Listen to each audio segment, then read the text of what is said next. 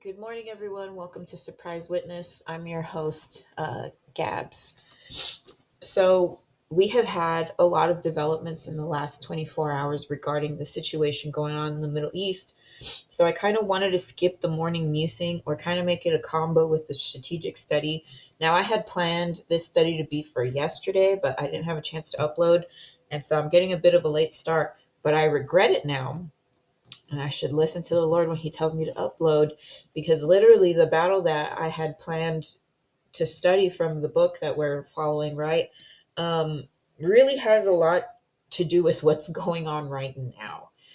Um, and so I think perhaps we should study the battle first and then we could get into the nitty gritty. I might have to make several parts to this because it does feel like it's going to be a long study.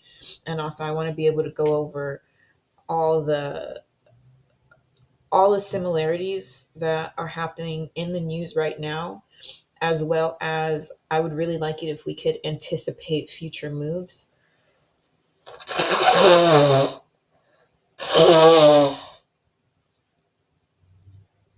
Excuse me. Only because it's kind of crazy how similar it is to some of the stuff that we've already discussed, right?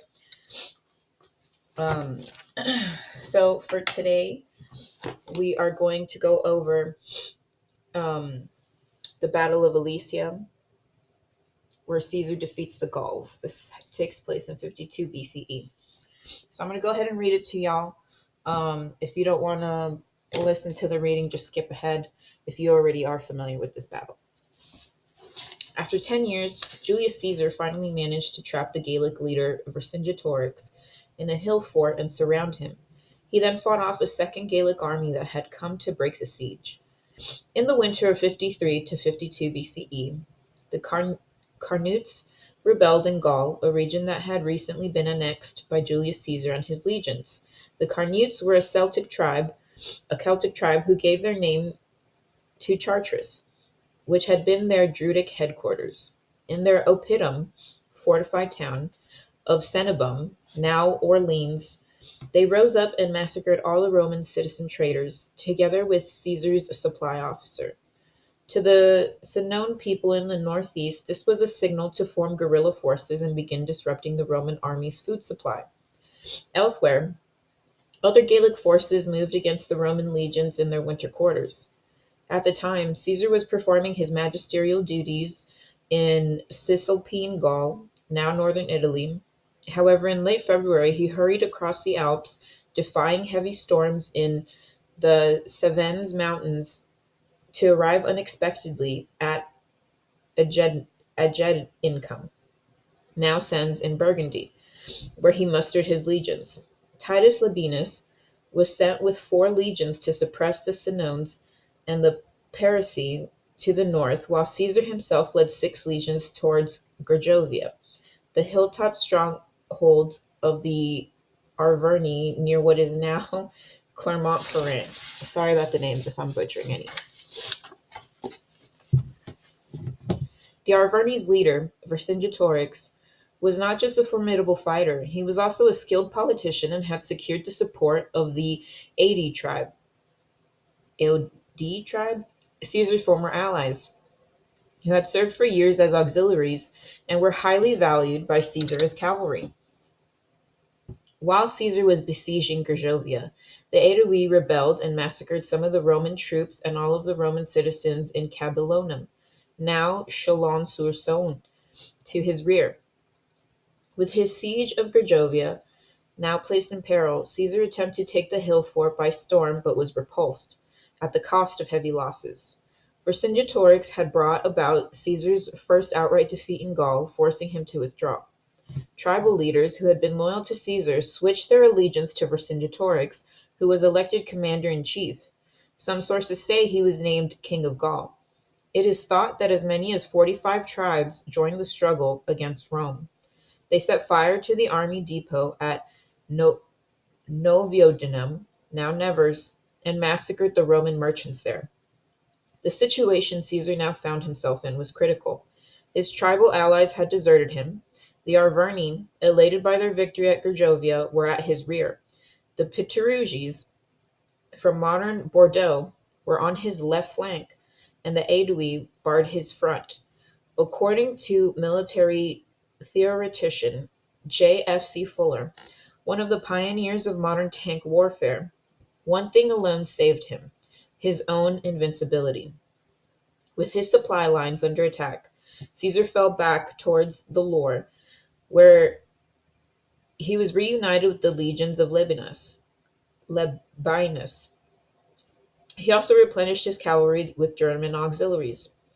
The Aedui particularly viewed their replacements with horror, considering them to be brutal barbarians. Vercingetorix was now in command of superior numbers, but Caesar managed to hold him off with his German horsemen.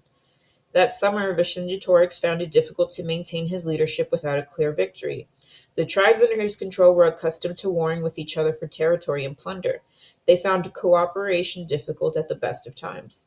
However, Vercingetorix managed to persuade the tribal leaders to destroy their grain stores so that the Romans would be deprived of food during their campaign.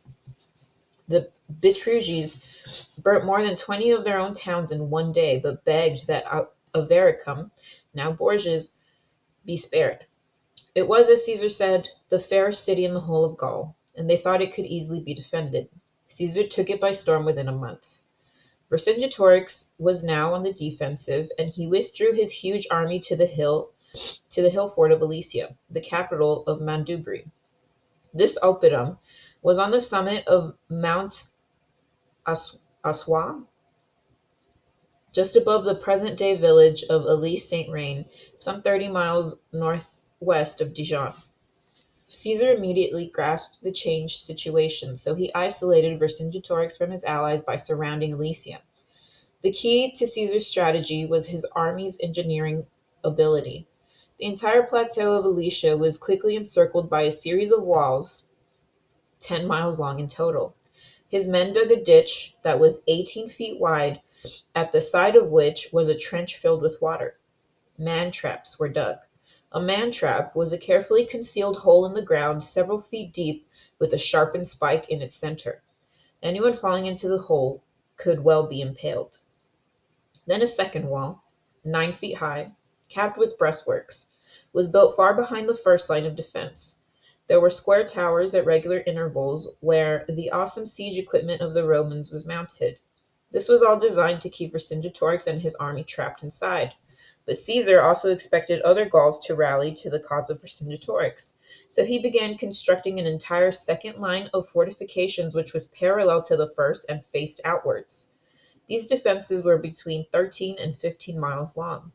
Caesar's army was now safe between the two rings of fortifications, and the Gauls could scarcely believe their eyes when they saw the scale of this feat of military engineering. Vercingetorix sent out cavalry detachments to harry the building work and the foraging parties while the construction was underway. As the siege tightened, there were cavalry battles in the 3-mile wide corridor between the outer wall of the hill fort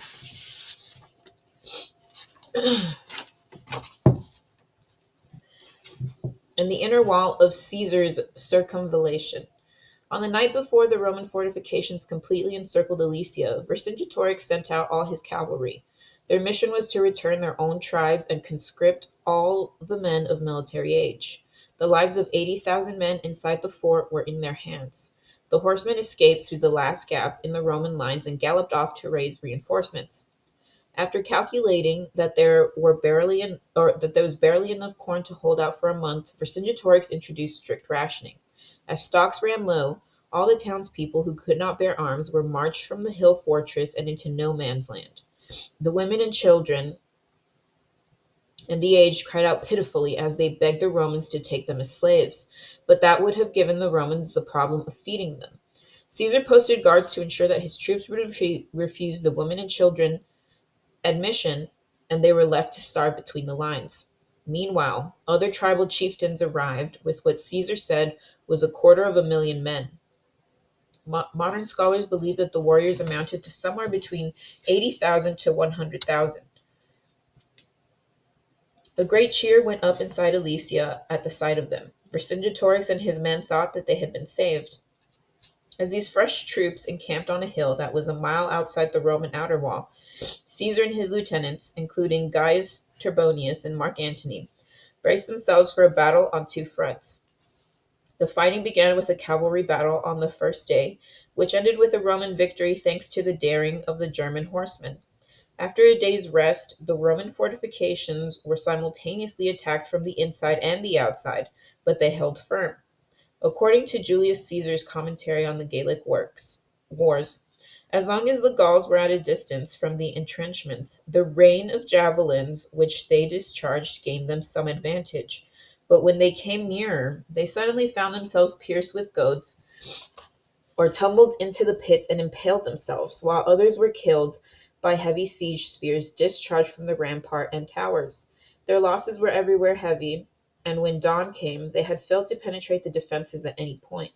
The besieged lost much time in bringing out the implements that Vercingetorix had prepared for the sortie, and in filling up the first stretches of trench, and before they reached the main fortifications, heard of the retreat of the relief force. So they returned into town without effecting anything. At around midday on the fourth day, the Gauls attacked again from both sides. After a terrible battle, the Romans won a great victory. As Caesar charged the relief force from the front and the German cavalry hit them in the rear, they were scattered. Completely routed, they were pursued from the field by German auxiliaries. On the following day, with no help of relief, Vercingetorix surrendered. He gathered the tribal leaders and told them that he had not made war for personal reasons, but for the freedom of Gaul. Now they must decide whether they kill him in order to appease the Romans or hand him over alive. A deputation was sent to Caesar, who ordered the defeated Gauls to lay down their arms and bring their tribal chiefs to him. Then he sat on the fortification in front of his camp and waited. Vercingetorix's surrender to Caesar is recorded by Plutarch. Vercingetorix, after putting on his most beautiful armor and decorating his horse, rode through the gates. Caesar was sitting down, and Vercingetorix, after riding around him in a circle, leaped down from his horse, stripped off his armor, and sat at Caesar's feet, silent and motionless, until he was taken away under arrest to be kept in custody for the triumph. J.F.C. Fuller wrote, "Thus this remarkable siege was brought to an end by the simultaneous defeat of two armies by a single army, no greater than the one and incomparably smaller than the other. An army which not only was the besieger, but itself was besieged, which had to hold 25 miles of entrenchments in order, at one and the same time, to achieve its aim and secure itself against defeat. In spite of the paucity and frequent vagueness of details provided by Caesar and the consequent difficulty in reconstructing some of the incidents, the siege of Alesia remains one of the most extraordinary operations recorded in military history. Some 20,000 Aedui and Arverni were separated from the prisoners and returned to their tribes in an attempt to regain their loyalty. The Arverni also had to hand over some hostages in order to ensure their future good behavior. The other survivors were divided among Caesar's soldiers and sold as slaves. In Rome, the Senate honored Caesar with a 20-day thanksgiving. Vercingetorix was taken to Rome in chains, where he remained as an honored prisoner for the next 6 years while Caesar fought Pompey in the Civil War. Once Caesar was in sole control of the Roman world, he had Vercingetorix exhibited in his Gallic triumph in 52 BCE. Then, according to custom, the Gaul was strangled in the depths of the Mamertine prison in Rome, which is crazy. The defeat of Vercingetorix in Alesia essentially ended any hope of an independent Gaul. Caesar had 2 more years of mopping up before he had completed the pacification of the province, and the Romanization of Gaul remains one of the most enduring achievements. The ruins of Alesia fortifications were rediscovered some 19 centuries later. Mindful of the contribution of German cavalry to the defeat of Vercingetorix, Emperor Napoleon III of France arranged for a massive statue of the Gallic leader to be erected on the site. Vercingetorix had come to symbolize the courage of France in fighting her enemies. Soon after that, Napoleon III fell from power, having also been defeated by the Germans, this time at the Battle of Sedan in 1870. And here's an illustration of it.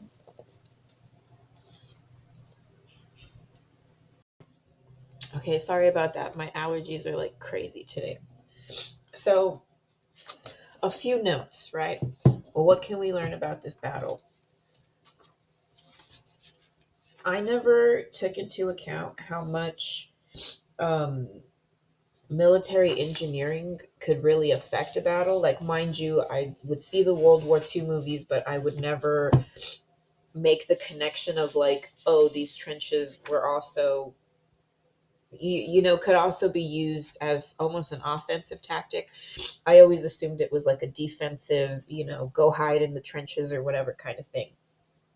But something else that I noted here, again, another situation where the winning army is outnumbered, right?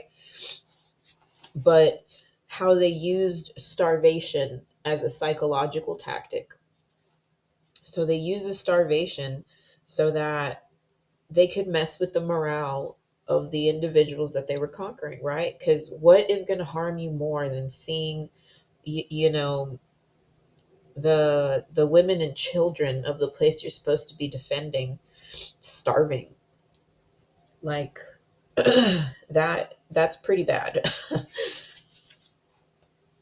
But I want to Google auxiliaries because I believe I know what it means. Auxiliary.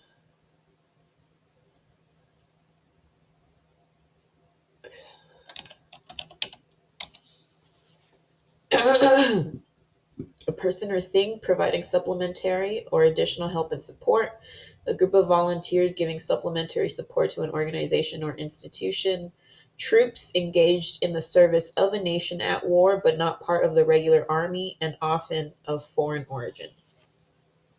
Um, yeah, that means what I thought it meant.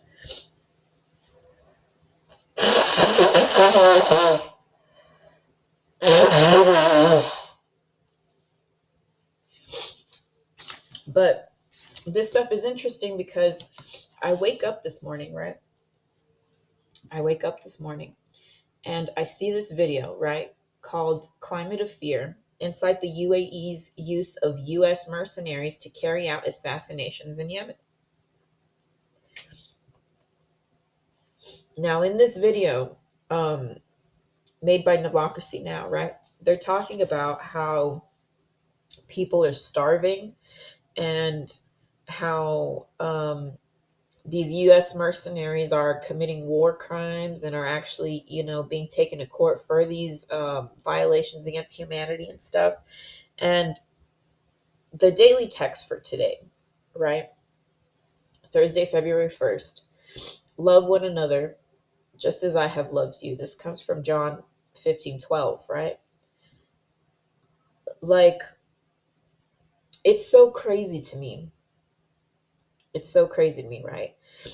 That there are private companies that just go out and kill people, right? And I mean, mind you, they all justify it by saying, I'm going out and I'm killing the bad guys, right? But in essence, what are you becoming? You look into the abyss and the abyss also looks into you. You're becoming a bad guy too. To that guy and his family, you're the bad guy. And a lot of times, the reasons why these conflicts happen is because our government meddled, its nose into something that it shouldn't have. And we actually installed the people that are committing the crimes, and then we go in there and send mercenaries and then do this and do that. And it's like, well, we created the problem, didn't we? And now we're acting like we're saving the day. And this goes back to like my morning musing, right? On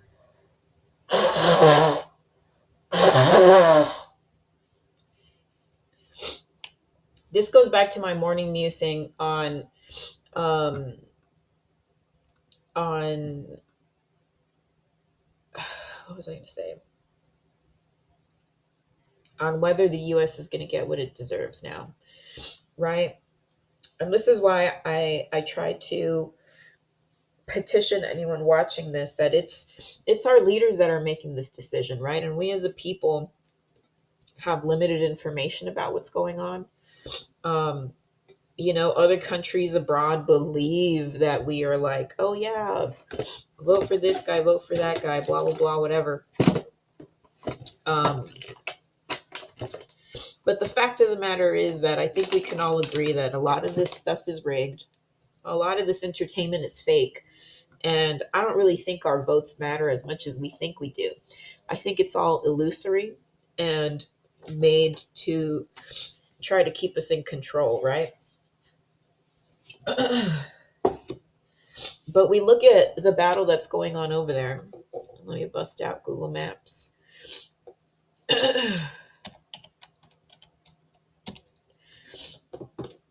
um, you know, something that's really interesting to me, right, is that this is a very smart tactic here. This tactic that these Yemenis, these Houthis have, right? Let's do a screenshot.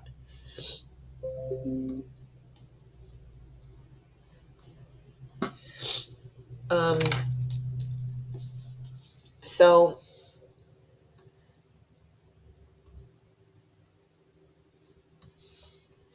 they've taken over this area right here, right? And now no news comes out of this area. I believe Maersk has said that they are stopping shipments to Djibouti. Um, you know, these guys recently attacked an espionage headquarters over here. These guys threw some missiles, I believe, back at them. Um, then we have these individuals that are hiring these mercenaries to kill these people over here. Um, these individuals are fighting. Then we have Lebanon getting involved every now and then. And also, regarding the Turkey word from one of the downloads the other day, we are going to have um, Russia coming into Turkey soon.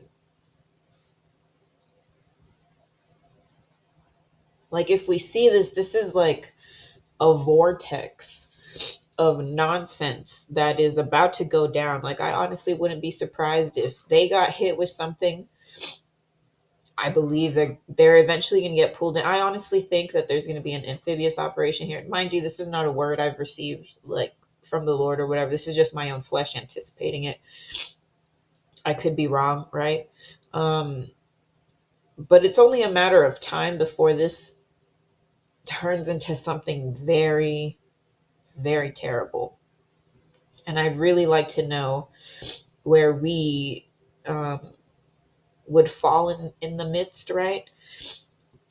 Iran has already said that it doesn't mind going to war with the US. And as we know right now, I'm going to also go ahead and link a very good shipping channel that is taking, you know, that does a lot of shipment videos and talks about what's going on with all the ships out there, just so that y'all could be versed in it. But when these people are out of here,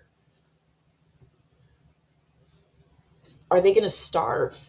You know, that's one of the tactics that, you know, was the most important. Now, how are they going to get food? Uh, and how are these going to get food as well, right? I mean, we could argue, oh, they're going to have to go through over here. They already said the time that it takes to go around Africa is you know, it's pretty noteworthy. But also, will it then draw these into the conflict as well?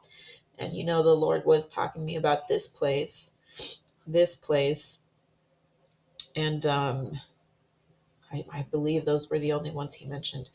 You know, that's crazy. And we also know that you know, they've got their own issues over here. They've got their own issues over here. It's like just not an ideal situation. Um,